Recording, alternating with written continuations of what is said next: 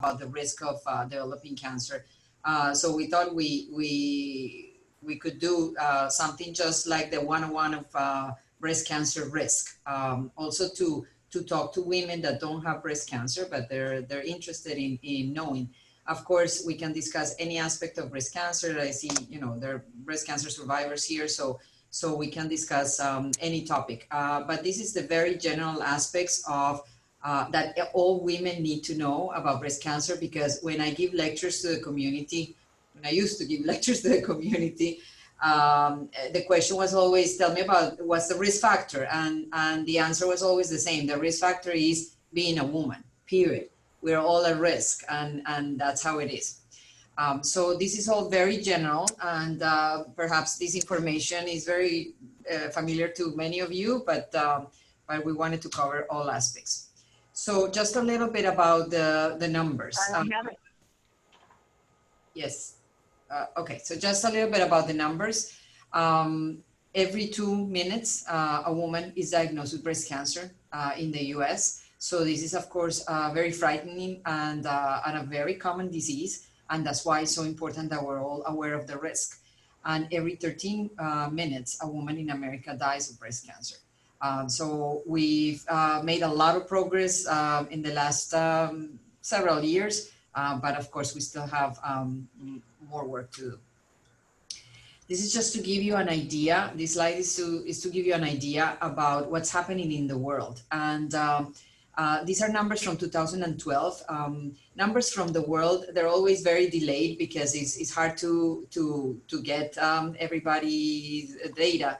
But this is an idea, and it's very similar to what's happening right now, but this is from 2012. And you see the countries with the most amount of breast cancer in the world. And US is right up there with Canada. In Latin America, Argentina has very high numbers. Europe, you see there the dark blue, Europe and Australia. We always wonder about the numbers in Africa or in regions of Asia, and we don't know if it's maybe underreporting or lack of screening or just lack of detection, or maybe the numbers are really low, and there are many theories about that. But just to give you an idea what's happening in the rest of the world. We always talk about US, but there are countries that are really struggling with breast cancer like we are. This is the probability of developing breast cancer in the next 10 years of your life according to age bracket. So you see that the lifetime risk in general, we always say 1 in 8. And that's in your lifetime. Until the day you die, your risk of developing breast cancer is about 12%. Those are the numbers that we usually quote, 12%. But it depends on your age. So if you're in your 20s, the risk is, of course, very low, but not unheard of. Right now, we just started treatment on somebody that is 25. The youngest patient I've seen in my life was, she was diagnosed when she was 18. So it can happen. But the risk is very low. And when you're in your 20s, the risk is 1 in 1,700, so extremely low. But the older you get, of course, the higher the risk, depending on your age. This is also to compare a little bit with the other cancers. Because breast cancer, we've made progress. And as you can see here in pink, the numbers are actually going down, and we saw a big decline here when we started to use less of the hormone replacement therapy. There was a big decline in number of cancers, and of course that's a very controversial topic, and some people feel that the risk is increased, and of course it depends if it's estrogen, progesterone, if it's both of them. But we did see a big decrease when hormone replacement therapy we started to use less and less. On the other hand, in the 60s, when women started to smoke, this is what we did to ourselves with the lung cancer incidence, so which is very unfortunate, but we're working on it. So right now, we see tons of lung cancer compared to breast cancer. Breast cancer is still the most common cancer in women, of course, but in terms of mortality, more women die of lung cancer as compared to breast cancer. Just numbers in the country and in Florida. Last year, we diagnosed 268,000 cases in the US, 48,000 cases of carcinoma in situ or precancer. 41,000 women died of breast cancer last year. 2,600 men were diagnosed and 500 died of breast cancer.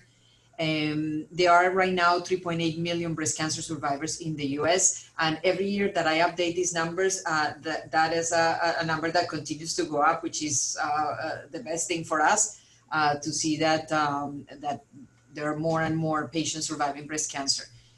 In Florida, we diagnosed about 18,000 cases a year. About 3,000 women would die of breast cancer every year in Florida. So let's talk a little bit about risk factors. So like I said, risk factor, being a woman, period. We're all at risk. That's the bottom line. But there are some risk factors that are very important and that we need to pay attention. So of course, age and gender, and we talked a little bit about age and how the older you are, the more cancer you get. Gender, of course, female, we get more cancer than men. Race and ethnicity, there are some variations there also, not just in terms of the incidence of breast cancer, but also in the type of breast cancer that you get, if it's a triple negative cancer, if it's, or some populations, for example, the Ashkenazi Jews, what kind of cancer they get and what genetic abnormalities they have. So we'll talk a little bit more about that. Benign breast disease, this is something that I always tell patients, that when they get a breast biopsy and they're told you don't have cancer, great, good news, you don't have cancer. That doesn't stop there, because there are a lot of benign conditions that can increase your risk of breast cancer. So every time you have a breast biopsy, you have to ask for the diagnosis. What is it? Can that benign disease increase my risk of cancer? So you don't stop there when you hear, oh, I don't have cancer, great, good news. Very important to know the actual diagnosis of that biopsy. Personal history of breast cancer, we know that anybody that had breast cancer is at increased risk of developing a second breast cancer. And that's why follow-ups are so important for us. And we continue to see these patients basically for life. Lifestyle and dietary factors, extremely important, because the one thing that patients ask all the time is, what can I do? And there's some risk factors that we cannot change. We cannot change the genes that were given to us. We cannot change our age, unfortunately. We cannot change a lot of things, but there are some things that we can. And what are the risk factors that we can change?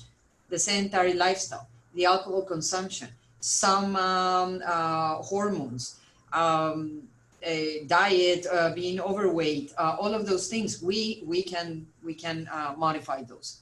Reproductive and hormonal factors, we talk a lot about menopause or the first period, what we call menarche. So the first period, when it's very, very young, very early, 9, 10, that increases your risk of cancer. Also, same thing is when menopause comes very late.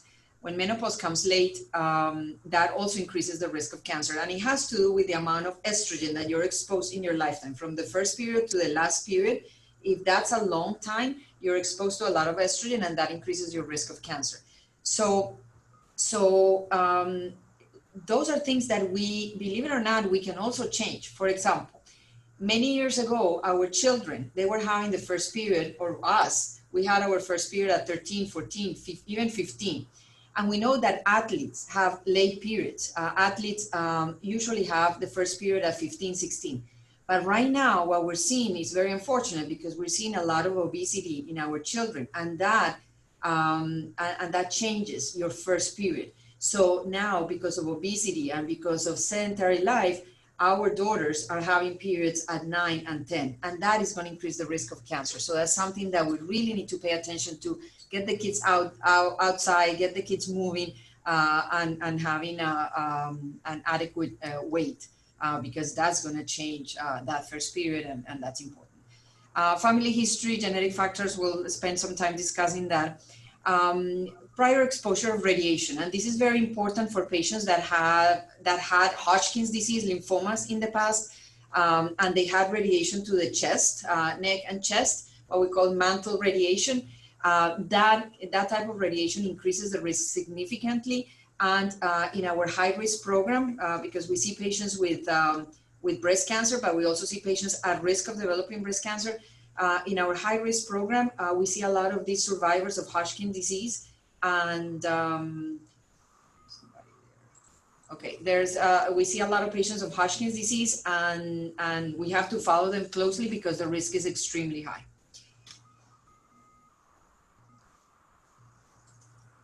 Okay, so what can I do? These are the ones that you can modify. Keeping a healthy weight. I cannot stress that enough. Why? Because breast cancer is a very hormonal disease. So we produce estrogen from three areas. Ovaries, number one, adrenal glands, and the third one is the fatty tissues. So the more fatty tissues we have, the more breast cancer we get. So that's why we have to pay a lot of attention to keeping a healthy weight. Exercise regularly. We know that exercise decreases your risk of breast cancer and decreases the risk of having a recurrence. So if we can exercise every day, that would be ideal, or at least 4 times a week. Getting enough sleep is also being documented to decrease the risk. Has to do with melatonin production, but that's also very important, decreasing the risk. Limiting alcohol intake. There are many clinical trials looking at this. And we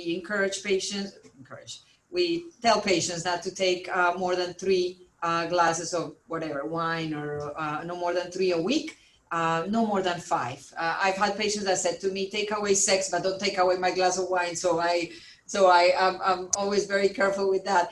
But they, 3 to 5 glasses a week should be okay. Breastfeeding, very important. We know that breastfeeding decreases your risk of developing breast cancer. So that's something that, of course, we encourage for that reason and for many others.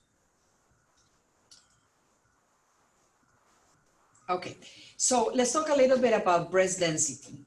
Every time you get a mammogram, radiologists, they are obligated to tell you what your breast density is. Why? This is very important. So again, not just having a mammogram that says benign changes. No, read your report, look at your breast density, because the density, if you have very dense breast, that can increase the risk of cancer, and you can see it here.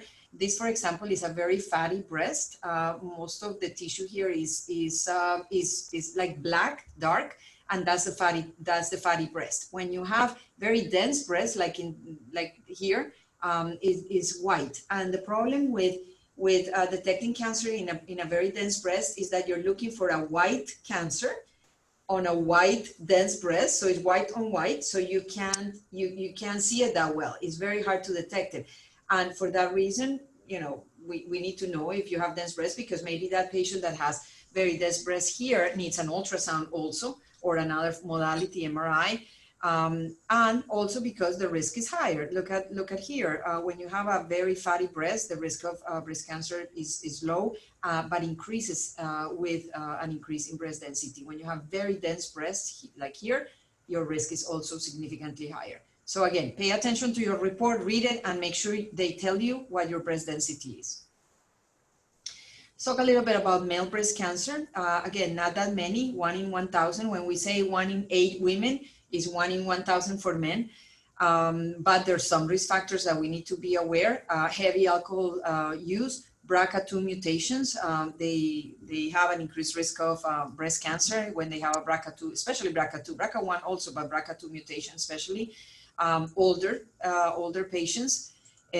Chronic liver disorders, so cirrhosis, alcohol abuse, of course, all of those can increase the risk of developing cancer in men, and family history, and same thing, obesity. Obesity is always a problem in breast cancer.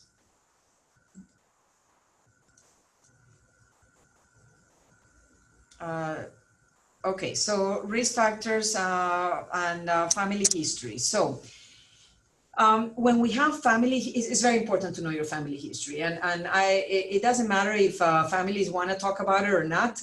There are some ethnicities, some cultures that don't want to talk about breast cancer. The Hispanic culture is very reluctant to talk about cancer, and that's something that we pay a lot of attention to, because we want to encourage that discussion. You need to know your family history because you need to know your risk.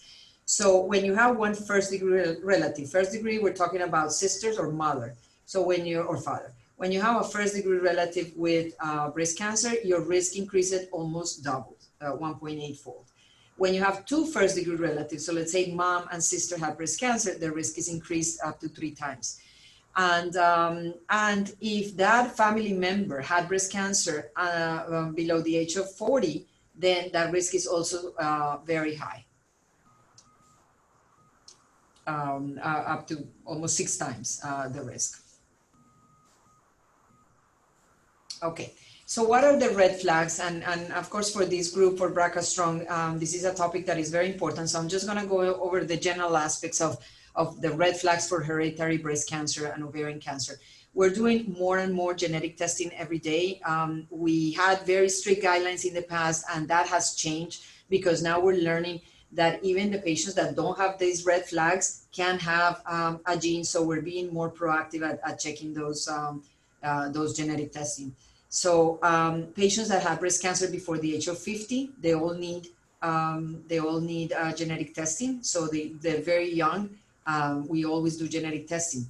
That's for any type of breast cancer. But if that patient had a triple negative cancer under 60, so that we increase the age for that group, under 60 for triple negatives, we also do genetic testing independent of family history. Even if they don't have a family history, if we see a patient that is under 50 or with a triple negative cancer under 60, we always do genetic testing. Bilateral breast cancer is also a red flag, and we always test them, same thing. Ovarian cancer at any age. A family that has some ovarian cancer, anybody with ovarian cancer needs to have genetic testing or at least counseling. Male breast cancer, same thing. Any family with male breast cancer, we need to test. Multiple primary cancer. So we always concentrate on breast and ovarian, but the truth is that there are many other cancers that are associated with these genes. We have pancreatic cancer, we have melanoma, we have stomach cancer, many others, and we'll discuss that in a second. So we have to talk about the other cancers, not just the ovarian cancer and the breast. Ashkenazi Jewish, yes, very important. Why? Because the BRCA mutation is very common for this population. When you look in the general population, BRCA mutation is 1 in 300, 1 in 350, but in the Ashkenazi group is 1 in 40. So anytime we see a patient with breast cancer that is Ashkenazi, we always test. And of course, if you know that a family member is BRCA, of course, we're going to do genetic testing for that patient. So from all the cancers that we see, 90% don't have a genetic disorder. And that's something that people are always, it's a misconception because people say, oh, I don't have a family history, I'm not gonna get breast cancer, it doesn't matter. But no, it doesn't work that way. Most of the breast cancers don't have a family history. So we need to be aware of that. So 90% do not have a gene. That 10% of patients that have a gene is what we call the hereditary breast cancers, anywhere from 5 to 10%. And from that 5 to 10%, most of those patients have BRCA mutations. That BRCA continues to be one of the most common genes. 30 to 40% have BRCA, but we also have many other genes. So I've been doing breast cancer work for 20 years. So at the very beginning, we just had BRCA, and that was the only gene we tested for. But now that we have panels of 100 genes and many, many more, we're bringing back all of those patients that we tested for BRCA genes. We're bringing them back to do what we call expanded genetic testing, and that's very important that you talk to your doctor about that and have the whole panel checked, because we have now other genes: ATM, CHEK2, PALB2, RAD50, 51. Those are genes that can increase the risk of cancer, breast cancer especially, but other cancers as well. And we see a lot of these other disorders. For example, liframen is the P53 gene, and that's a super high risk of developing breast cancer, more than 90% lifetime risk, and other tumors, sarcomas, brain tumors, colorectal. PALB2 is another gene that increases the risk of breast cancer, with a lifetime risk of up to 50% of breast cancer when you're PALB2. CHEK2 is another one that increases the risk of breast cancer, colorectal, melanoma. So again, very important that you know your genetic makeup, because we can predict and we can really change the way we screen you. Maybe a colonoscopy every 5 years is not enough. Maybe we have to do it every 2 years, every 3 years. Maybe a skin exam that we all need to have for melanoma should be done every 6 months as opposed to once a year. So we can change things a little bit so we can detect these cancers very early. When you are looking at your genetic testing, it's very important that you know, and this is part of the counseling, it's very important that you know how to interpret the test results. So you're going to have 3 answers. You're either positive for a mutation that we know causes cancer, and that's what we call a deleterious mutation. So you're positive. Okay, your genetic testing showed that you're BRCA positive. We know that your risk is increased. Or your genetic testing is negative and you do not have any mutations. So the only thing that we can say to that patient is that we don't know of any, from all the mutations we checked, from all the genes we checked, you do not have one of them. Can you have one that we're not checking for? Absolutely. So if the family history is very strong, it doesn't matter that you don't have a genetic mutation because we still have to follow you as a very high risk patient, because maybe we're not testing for that gene that is there and we don't even know exists or we're not testing for. And then the group that is always a headache is this one, the genetic variants of uncertain significance, what we call the VUS.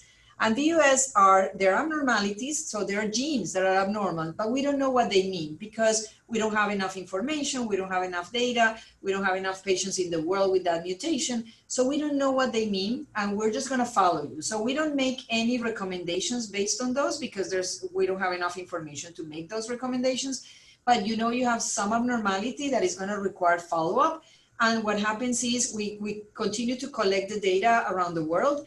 And the labs that do genetic testing, they send us updates. So they say, oh, this VUS that the patient had before, forget it, means nothing. Or that VUS that the patient had before, we're changing it to a deleterious mutation, an abnormal a mutation that can increase your risk of cancer. So we get updates fairly often about these variants of uncertain significance.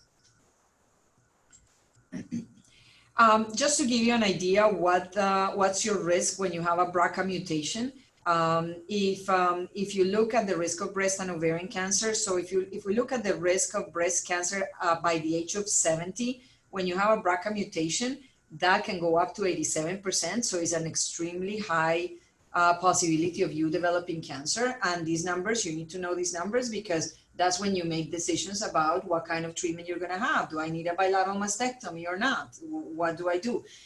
If you compare to the general population, it's about 7%. And same thing with ovarian cancer. The risk is up to 44% when you have a BRCA mutation, the lifetime risk, or by age 70, when the risk compared to the general population is about 2%. So again, very important so you can make decisions about your care. And when we have a patient that we consider high risk for many reasons, it could be family history, it could be a BRCA mutation or a PALB2 mutation, or some form of hormone replacement therapy or whatever. When we see a patient that has an increased risk, then we have to discuss these 3 aspects. We discuss surveillance, we discuss chemoprevention and prophylactic surgeries. Surveillance, do you need a mammogram? Do you need a mammogram with an ultrasound? Do you need a mammogram with an ultrasound with an MRI? What's the best plan for you? And every patient gets a different plan because the risk is different. If I have a patient that the risk is 20% compared to somebody that has a risk of 80%, obviously the surveillance is going to be very different. And chemoprevention, same thing. Chemoprevention, some patients qualify for chemoprevention. What is chemoprevention? Medications like tamoxifen, like raloxifene or Evista, or the aromatase inhibitors, Arimidex, Aromacin, Femara. Those are medications that can decrease your risk of cancer, and they're appropriate in some patients. So we discussed that as well. And then prophylactic surgery, who is a candidate for having bilateral mastectomies or bilateral oophorectomies? Do we need to remove the ovaries? Do we need to remove the tubes? Some patients do just salpingectomy, so meaning the tube, only removing the tubes and not the ovaries, or do we remove both? All of those things, this is a very long discussion that comes with the assessment of the high-risk patient. So then when we get a patient that wants risk assessment, so they come to the office, we sit down and we go over the risk factors, we go over genetic testing, and then we come up with categories of risk. Is this patient very high risk, highest risk, high risk, or an average risk? And like I said before, the average risk is about 10 to 12%. That's all of us that don't have risk factors. The risk is still high, and that's why we still have to pay attention, but known risk factors, that's the average risk. But in the highest risk, we have the patients that have the genetic mutations, and also patients that have precancer, lobular carcinoma in situ or ductal carcinoma in situ that are considered stage 0, precancer, that can really increase your risk of cancer. So we need to also come up with a plan to treat those patients. High risk, these are patients that have a personal history of atypia. So a biopsy that showed atypical changes, yeah, it's not cancer, but it's what I was saying before. When you have a breast biopsy, you need to know your diagnosis because you can have something benign that can increase your risk. So atypia can increase the risk up to 7 times, especially if you get atypical cells at a very young age. Density, breast density, we talked about that, very important. So when you have very dense breast, the risk is higher. Family history, and that's how we define the risk, and we come up with a plan, a specific plan for that patient. And there are many models that we use for this risk assessment. The ones that we use the most are the Gale model and the Tyree-Cuzick model. And you see they all include different information. Gale model is a very simple model that you can do online. If you Google Gale model, it's going to bring you to the NCI website, and you can put all the information that they're asking you here, your age, first period, first pregnancy, history of breast biopsies, family history, etc. So it's a very simple model and can give you your lifetime risk and your 5-year risk. So what is my chances of developing breast cancer in the next 5 years, and what are my chances of developing breast cancer in my lifetime? So that one is a good one, easy to do, anybody can do it. Tyree-Cuzick, a little bit more complicated, more information. So I usually run both just to give me a better idea, but they're all models that are very important. The BRCA Pro model, I mean, everybody has a different preference, and that's part of the counseling that you get. And when you have this risk assessment, there are, again, different models, but you're gonna look at what we call high risk. And high risk is anything more than 20%. So like I said before, the average risk for any woman without risk factors is about 12%. High risk, we consider anything more than 20%. So anybody that we see that the risk is more than 20%, we're gonna come up with a different plan. Again, a mammogram once a year is not enough for that patient. So we'll go over the screening in a minute, but let's talk a little bit about breast self-exam. So it's a very controversial topic because there are some organizations that don't recommend breast self-exam, and you would think that why not? You know, it's easy to do, why not? And there are pros and cons. So I am a big proponent of breast self-exam because I think it's very easy to do, and a lot of patients come to us with something that they detect themselves, so that's important. So we need to know what's normal for you. A lot of patients say, oh, I don't do it because I always feel a lot of lumps and I don't know what I'm feeling, so forget it. But that's gonna happen to you the first few times you do it, but if you're consistent and you do it every month, you're gonna learn how your breasts feel like, and you know, oh, this has been there, it's not changing, it's okay. It's probably just breast tissue. But if you have something that is truly abnormal, you're gonna detect, you're gonna know, and you bring it to our attention. So in my opinion, breast exams are important.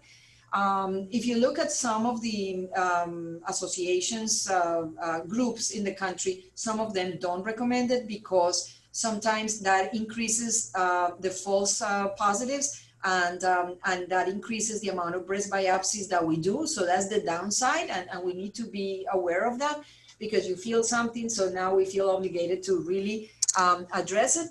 But again, if you find a cancer, it was worth it. If it's maybe you do a biopsy that you didn't need, that's a different story. But that's the pros and cons. I think it's important. I think it adds a lot of value. When you do a breast exam, the important thing is that you cover every single aspect of your breast. You can do it laying down. You also look at yourself in front of a mirror in this position to see if there are changes in the breast. Everybody has one larger than the other one, so don't panic. They're not completely symmetric, but you're going to see some changes, especially in the skin or the nipple. So it's important that you look at the mirror in this position. And then you can lay down or standing up, But again, extremely important that you cover every aspect. Some people do it in circular fashion, some people do it like this, but you cover every single aspect, one hand up, one arm up, and with the other one you check. And don't forget the axilla, the armpit. Very important because there are many cancers that present with a lump in the axilla and nothing in the breast. So don't forget that area as well. So you're gonna look at the whole breast and the armpit. Very important. Okay, so let's talk a little bit about screening and what kind of screening can we offer to our women or men with that are at risk of developing cancer. So if you see a woman that does, or a man, I mean, with men is different, so we'll talk about that. But if you see a woman that doesn't have any significant risk factors, we're gonna start screening at age 40. There are some groups around the country that are advocating for 50. I'll tell you why I don't agree with that. And the American College of Radiology doesn't agree with that either. So we start at age 40. And if the risk is increased for any particular reason, sometimes we have to start earlier. We try not to start below age 25 because the breasts are very dense and it's difficult the screening. And the other thing is that you don't want to do a lot, you don't want to do many mammograms in the lifetime because that's also a lot of radiation that some of these women don't need. So it's tricky. I told you, I'm treating right now somebody that is 25 and she detected a lump herself. She was not having any screening, rightly so, at that time. She didn't have a family history. But when we look at the risk, we always ask, okay, do you have a family history? So let's say mom was diagnosed at 40. For that patient that the mom was diagnosed at 40, I'm going to start 10 years before. So I started at 30. If the mom was diagnosed at 35, I'm going to start at 25. So we always go 10 years before that family member, that first degree relative. So in general, women start screening at 40, but if there are risk factors, sometimes we do it before. And the risk factors, we talked about that. So the patients that have BRCA mutations or the patients that have a lifetime risk more than 20% for different reasons. Let's say had a very early first period or had no pregnancies or no breastfeeding, you know, all of those risk factors taken into account, or hormone replacement therapy, things like that. So mantle radiation, like I said, for patients with lymphoma, that if they receive radiation between the ages of 10 and 30, those patients are going to have a very high risk of developing cancer. So let me show you, because this can be a long presentation, but let me show you what a mammogram does. So if you take 1,000 women that get a mammogram, 1,000 women, about 100 of them are going to come back for additional testing. So 100 of them, we're going to call back and say, you need a mammogram, another mammogram, additional views, or you need an ultrasound. About 20 of them are going to be told that doesn't look bad, come back in 6 months. About 19 of them are going to have a biopsy, and 5 of them are going to be told you have cancer. So for every 1,000 mammograms we do, we diagnose 5 cancers. So that shows you that the screening process is a very complicated screening. We have to do tons of screening in order to diagnose a woman with breast cancer. So from 1,000 mammograms you do, we diagnose 5. And but there are a lot of other procedures. So sometimes, you know, this is costly, and of course is worth it. But there are a lot of other procedures, not to mention the additional MRI, the additional ultrasound. And again, you end up doing, you know, significant number of biopsies to diagnose about 5 women with breast cancer. Again, going back to the age. So if we look at the median age of diagnosis, most women with breast cancer are diagnosed in their 60s. Most women in general. But look at the younger. So if we have patients 30s to 40s, 9.3% incidence of new cases. 45 to 54, 22%. So starting mammogram at 50, we're going to leave all of these women behind, and we're not going to be able to diagnose that. So that's why the American College of Radiologists and Sylvester and many other groups, we advocate for that first mammogram at age 40, because we don't want to leave these people out. If we can diagnose, sure, their numbers are not huge, but of course, we want to save a life doing that. The sad part about this story, I like to show this slide. These are the amount of women that get a mammogram in Florida. And if you look at, let's say, the Tri-County area where most of us are, about 60 to 70% of women get a mammogram. So we still have 30% of women in Florida that don't have a mammogram every year. And that is so sad. And that's why I love to talk about this topic, because I really want to get women engaged in this discussion to see the importance of having a mammogram on time. It's totally unacceptable that 30% of women in Florida do not get a mammogram once a year. So again, just we can all raise awareness about this. Okay, so mammogram is the gold standard. Mammogram is extremely important, is the gold standard. Nothing replaces the mammogram. Patients come, oh, let me do an ultrasound instead of a mammogram. No. Let me do an MRI instead of a mammogram. No. Why? Because it is the best tool we have. Is it perfect? No, absolutely not. Do we miss cancers with mammogram? Yes, we do. But it's the best test we have. And it's very good also at detecting very small calcifications, very small tumors. So mammogram continues to be the gold standard. This is just to give you some examples of abnormal patients with cancer. So you have here a cancer. You do see very tiny calcifications. You probably see them here better. A little calcium deposits. This is totally abnormal. You also see here abnormal lymph nodes. So this is how we make a diagnosis of cancer. When you see a tumor here with calcifications that look like this, and then you see abnormal lymph nodes here, that one is a very easy diagnosis. Benign tumors are different. Benign tumors are more circumscribed. So this is a benign, and they have calcifications that are, these are normal. So if you saw before, they're very clustered calcifications, very together. But here you see calcifications in different areas. These are normal. We all have calcifications in the breast. So not all calcifications are abnormal. It's just very clustered calcifications that we have to pay attention to. This is a benign tumor. So again, just to give you examples. Now, tomosynthesis or the 3D mammogram changed the diagnosis for us, and you can compare here. This is the old 2D image where you see very dense breast, and it's hard to know, and you think there's something abnormal here, but it's a hard diagnosis. So you have to do an ultrasound. You have to do more to diagnose. Now, with 3D mammogram, you clearly see it, and you see the tumor with the speculations, the speculations here. And that's clear with the 3D image. And so that's tomosynthesis. Very important. Most centers are doing tomosynthesis now. Many places, I would say that most of them have it. But when the patients come to me and say, well, they don't have tomosynthesis, I really encourage them to look for a center that has tomosynthesis, because it makes a big difference, as you can see here. Okay, so when you do the 3D or the tomosynthesis, you have a 29% increase in breast cancer detection rate. So that's why we don't want to do the 2D anymore. We want to do the 3D. And also the recall. Those are the patients that we call back. Oh, you have to come back to another view or an ultrasound. That also with tomosynthesis, that rate of recalls is decreased. And we also are more specific at recommending biopsies, because in the past we had to do many biopsies. Now that number is decreased because we can see better. So again, very important.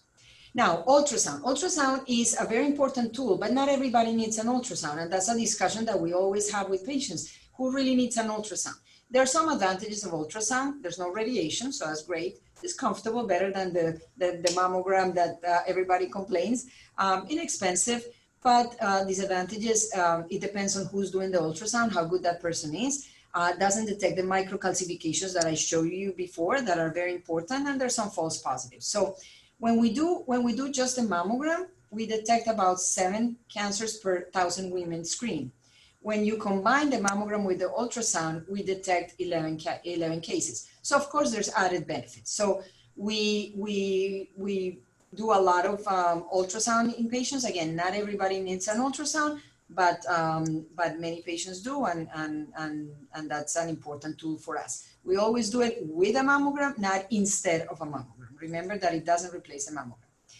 MRI is also a very important tool, especially for the high-risk population. So we usually do MRI for patients that we determine that the risk is more than 20%.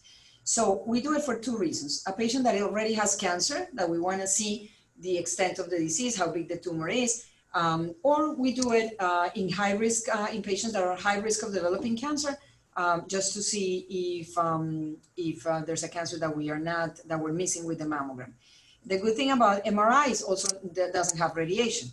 If you see here, this is just an MRI, and you see here a big tumor, a big cancer here with a satellite lesion here. So this is on the side.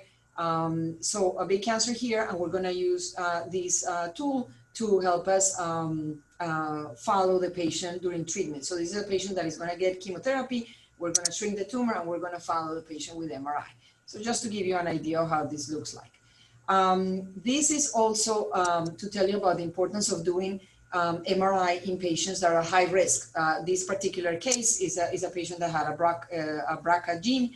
And if you do a mammogram, this patient had very dense breast. So very hard to see it. But when you do the MRI, you can see clearly the cancer is there hiding. So maybe if you go back, you can see it there, but it was there. So the mammogram, the MRI is a very important tool for these high-risk patients that you can easily miss a cancer here because they have very dense breast. So that's another important thing for MRI.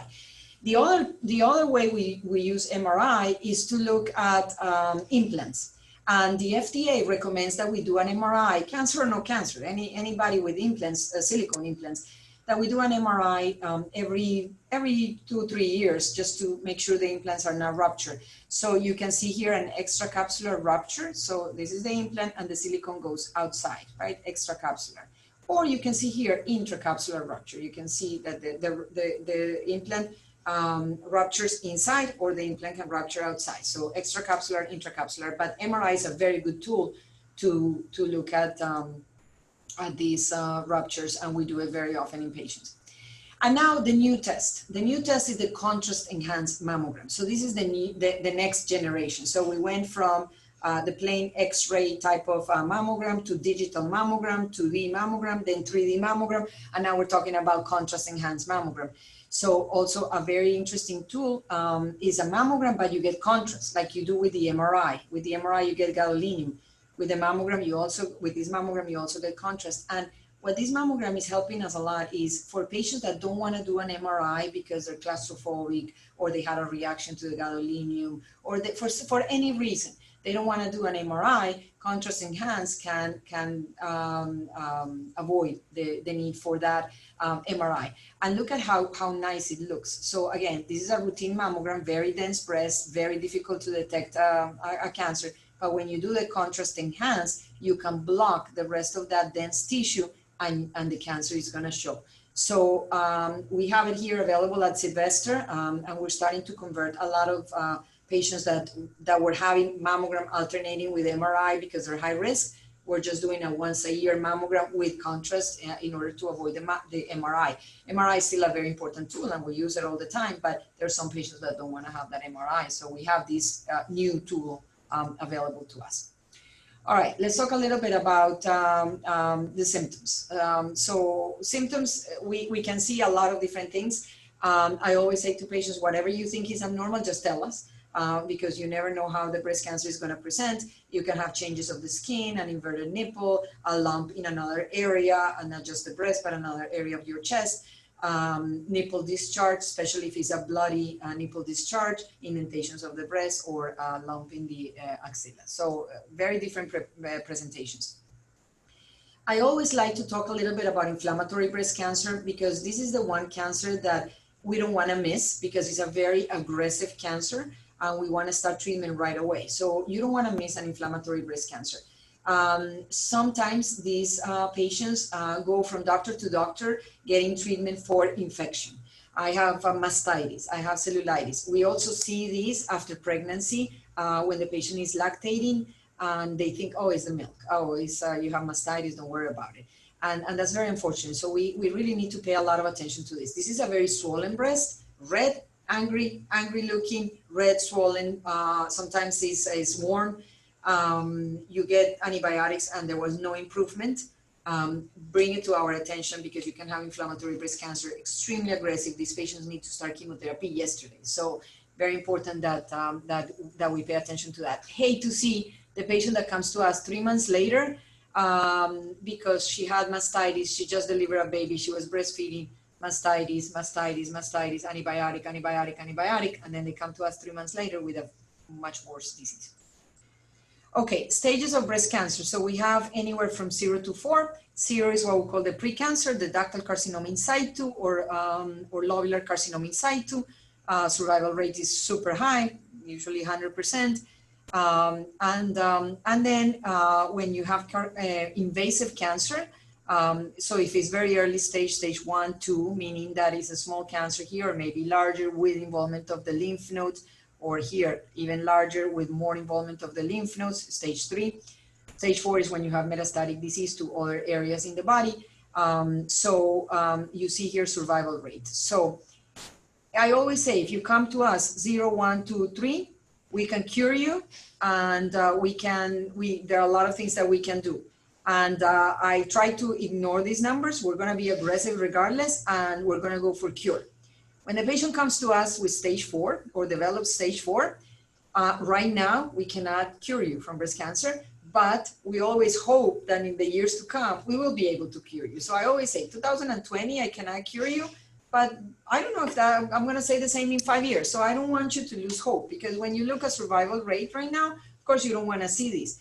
But patients, not all patients follow the book. Patients do their thing. And I can show you many patients with stage 4 that are here 20 years later. I have a lot of long-term survivors. So not every patient follows the book.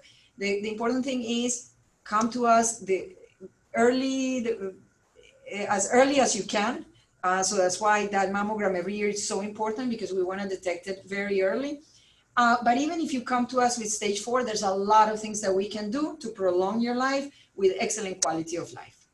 So the fear that we see in a lot of women coming to us, we hope that fear, we can eliminate that fear one day. Okay, so how do we treat? And I'm not going to go into this because, of course, that would be another discussion for the next 3 weeks. But surgery, chemotherapy, radiation, hormonal therapy, biological therapy, clinical trials. Some patients need all of them. Some patients don't need any. And some patients need 1 or 2, right? So it's very personalized at this time. I'll show you a little bit about surgery, because I think we've made so much progress with surgery. Look at what it was, a mastectomy 20 years ago when I started in this field. This was a mastectomy. We were mutilating these women. And you know, this is just unfortunate. These patients had what we call a radical mastectomy with removal of the muscle.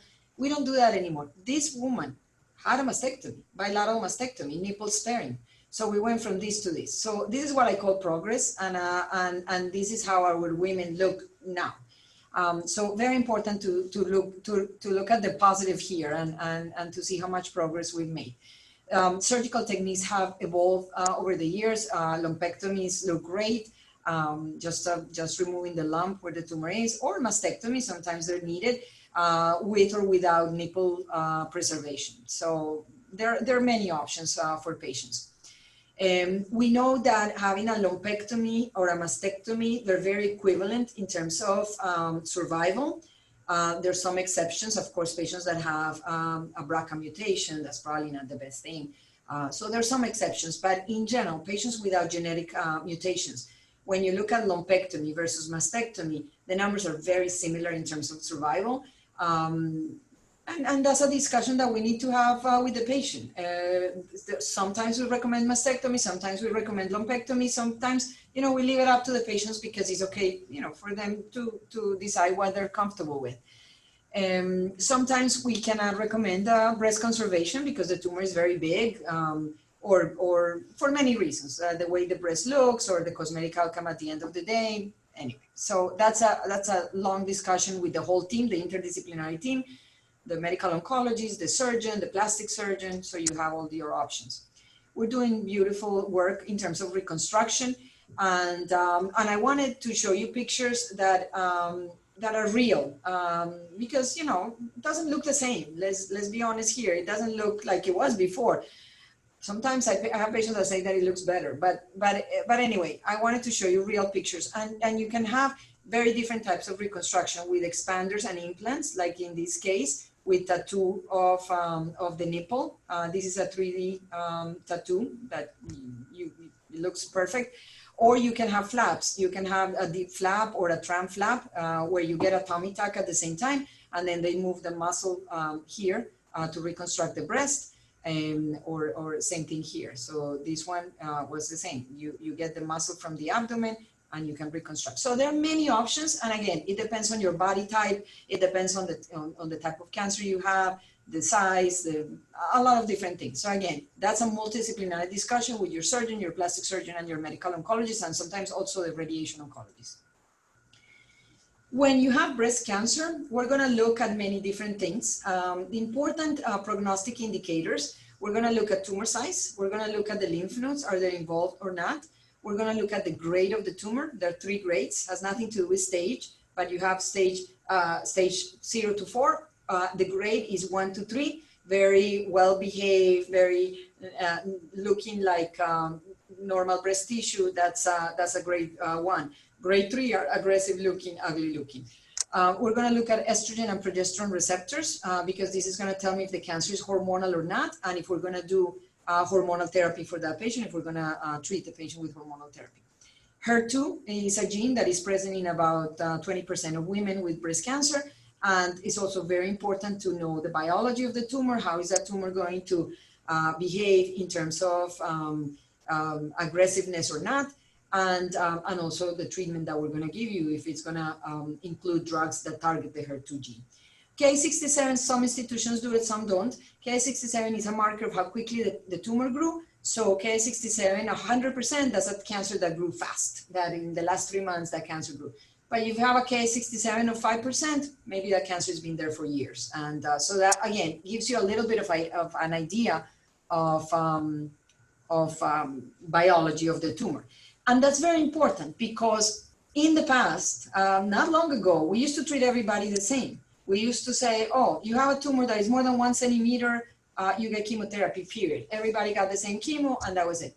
Not anymore. Now we know that every patient behaves differently. And I can see a patient with a 1 centimeter tumor that is going to get chemotherapy, radiation, hormonal therapy, or I can see a patient with a 5 centimeter tumor with a positive lymph node that is only going to get hormonal therapy because the biology is not, it doesn't warrant a more aggressive treatment. So everybody's going to get a very different approach. And that's why we can't compare. We can't talk to my friend and say, oh, how come you're getting this and I'm not? Every tumor is different. So we really need to individualize therapy.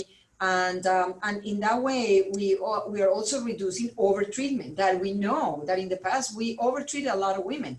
And with the genetic testing that we have right now, and with the analysis of the genomic material, tests like Oncotype, Mammoprint, we know that a lot of women that we treated in the past with chemotherapy didn't need chemotherapy. We didn't know better. So yeah, that's what we knew 20 years ago. Today, that patient was not going to get chemotherapy. So we are reducing over-treatment, under-treatment, and that's very important because that's helping us improve outcomes. And that's why we're doing so well in terms of curing these women with breast cancer. Teamwork, I cannot stress this enough. We have a very comprehensive team because you cannot be treated just by me, by the medical oncologist or by the surgeon. You need a big team. It's all about teamwork because there are many aspects of this disease that you need to tackle. This is not just cancer. This is a patient with a lot of different issues that you need to address. Maybe it's going to be a fertility issue.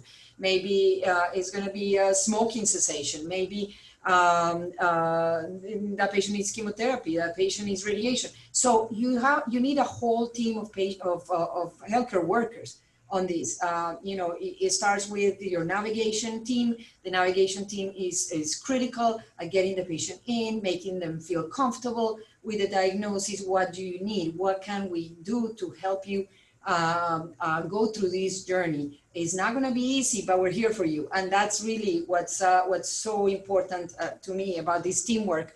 The nurses, the pharmacists, the again, navigation, genetic counseling, smoking cessation, the pathologists, the oncologists, the radiation doctors, the surgeons. It's a huge team. You cannot be treated by just one doctor. So always look for an institution that can provide this to you. because it's not just a diagnosis and the treatment, it's also survivorship. And I'll show you a little bit about survivorship because like I said before, a lot of our women are going to survive, and that's the best thing for us. The doctors that take care of all the cancers are always very jealous of the breast oncologists because our patients survive. And so we have clinics full of patients that are doing great. But how great are they doing? Just being alive doesn't mean that you're doing great, right? So we know that many of those patients, sure, they're grateful to be alive, but they're miserable. And they're miserable with side effects and complications of therapy.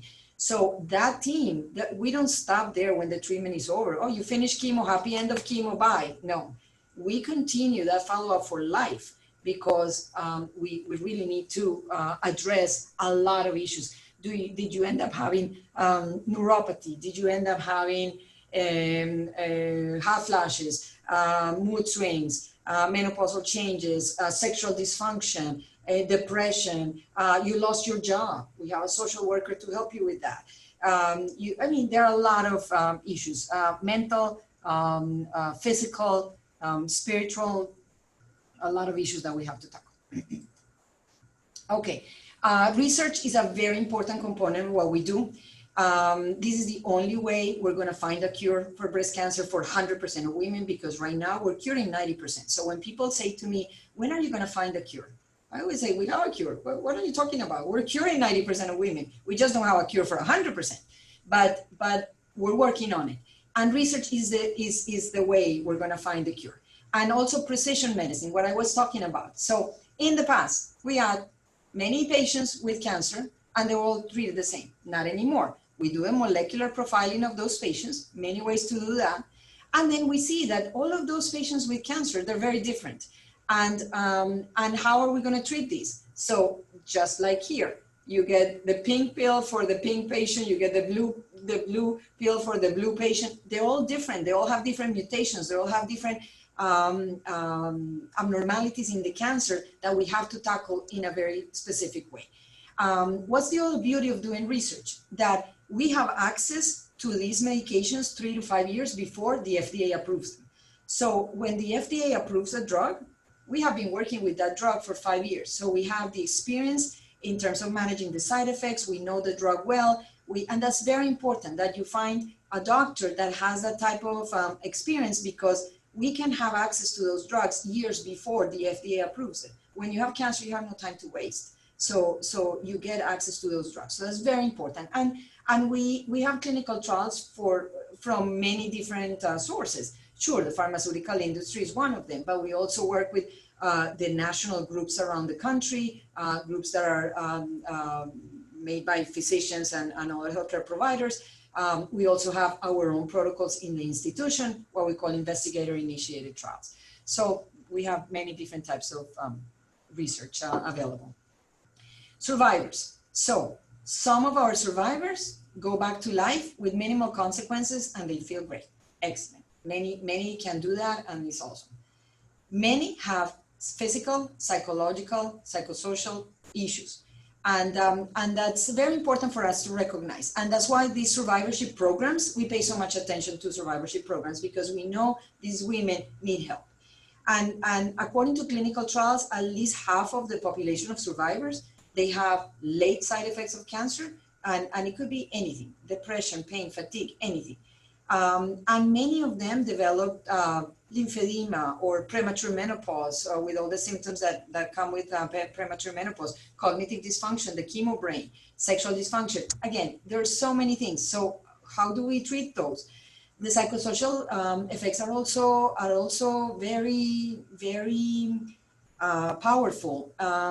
There are many that are feeling great and they want to give back to the community, and they feel empowered in many ways, and have a very positive outlook, and there's a lot of gratitude. And we have here a lot of women that are always offering, what can I do? How can I give back? And that's the best thing for us to see, because we know those patients feel good. But many also experience distress, and many have PTSD, and we know, and I think 19% meet criteria PTSD, in my opinion. I think is more. Coming here, the fear of recurrence, they go back to what they had before.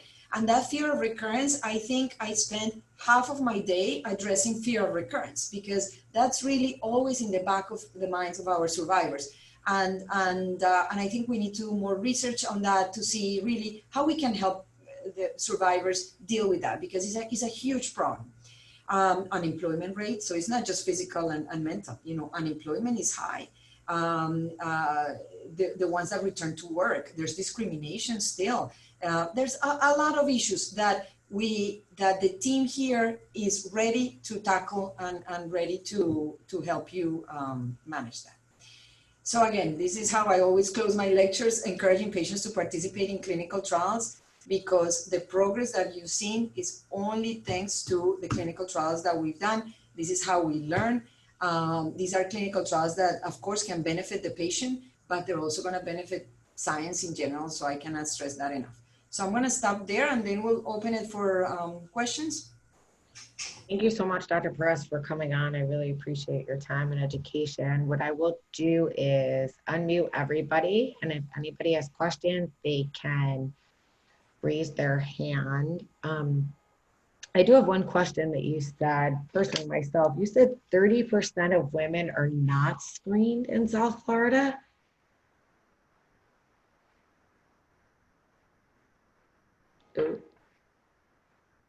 Maybe that includes women that get a mammogram every 3 years, every 4 years. But again, it's not acceptable. It's not acceptable. And that's why I love to have this discussion to healthy women. Because sure, when you're diagnosed with cancer, everything changes and you're going to have a different type of screening. But most of the women without breast cancer, if you don't have your yearly mammogram, we're missing a big opportunity there. And yes, 30% of women in Florida do not have yearly mammogram. That's horrible. Wow. Yeah, and it has to do with access to care. Sometimes it's just education that women don't feel the need. Many is access to care. Many are uninsured, but that should not stop you, because we do have many programs around the country that can pay for your mammogram, and there are also specials at different hospitals around that you can get a mammogram for $50, and sure, that may be expensive for some women, but again, we can get that mammogram for free. There are many institutions around, so access to care, they need to know that's available. You need to find it, and also the other factor is fear. Patients don't want to have it because they're afraid that they're going to find cancer and I'm going to die, or they're going to find cancer and I'm going to lose my breast, and I mean, you see all kinds of things. Wow. Yeah, very sad. Does anybody have any questions? I have something to say. I found out 6 weeks ago that I had breast cancer, and it was through checking my breasts, doing a self-examination. Regardless of what they say, to do it, not to do it. My mother died of breast cancer 20 years ago. I felt like I needed to at least keep on top of things, and that's why I found it. And that's why, I mean, it just was like a chain reaction of stuff. Going to see a team of oncologists. Yes, you have to get a genetic testing. Bam, I have BRCA1 positive mutation. My cousin, who I'm very, very closer than ever now, we have something that we have in common. She's helping me through this. She has BRCA1. She had ovarian cancer twice. She is teaching me so much about this, but it just continues. Now I'm sitting in this whole thing of surgery, because it went from let's do a lumpectomy, I'm stage 1, under a centimeter, to bilateral mastectomy with reconstruction. I mean, it went out the roof. So now I'm sitting in this, seeing a plastic surgeon yesterday, and he's telling me, and this is why I'm bringing up, he's telling me that I need to be intensive care for 3 days and in the hospital up to 2 weeks for a deep flap. And I was like blown away. And then he's asking me why I want to do it. And I have many reasons, but at that moment, nothing was coming out of my mouth. I couldn't explain to him why, you know, and surgeons being surgeons, I don't know if you're a surgeon, but I always recognize they're very condescending and straight up. And I remember my doctor saying to me, you know, if the surgeon's good, just ignore him because he doesn't have good bedside manner. You just have to make sure that he does his job correctly, you know? So, because I got very emotional about it yesterday and thought about what she had said, and I'm like, wait a minute.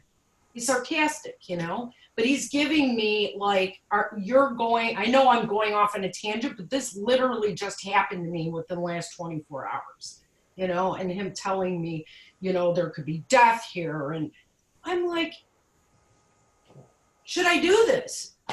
Absolutely. Look, You understand? 6 weeks, and here I am.